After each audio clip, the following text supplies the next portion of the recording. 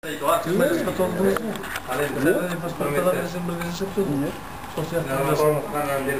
ғой ол. Біраз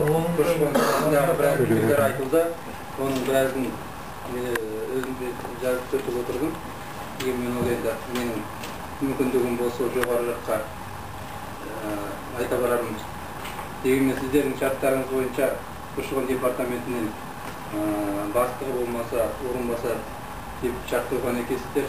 Кеше бізге дөңгелек үстелдің өтетін сөзі кеш отырылды. Кеше түстен кейін ғана басқа бастықтың жұмыс кестесіне байланысты бүгінгі комиссияның отырысына байланысты бастық бара алмайтындығына. Бірақ мен өкіл ретінде сен бастық жазылған, айтылған пікірлер мен нақты ұсыныстарды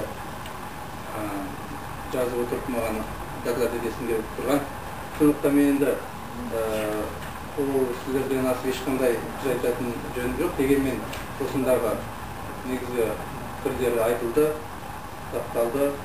Мен өзім тарапымнан осы бір ұсынысын айтатыным, жастардың бағанағы жұмыс орналасу мәселесі, сосын мынау тіркеу мәселесі, сосын жаңа бір ағамыздың айтылғаны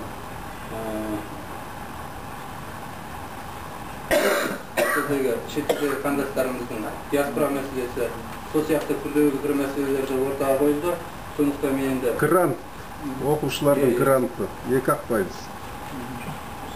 Соны болмағанда 5%-ға көтеру керек деп отырмыз ғой. Ең аз болғанда.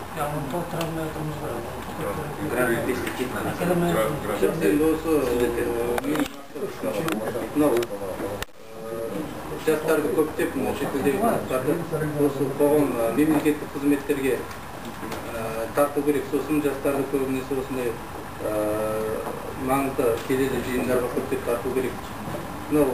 Бірнеше белгілі зиялы ағаларымыз осында айтылады, шақырылады, бірақ жастар жағы аз қамтылып жатыр.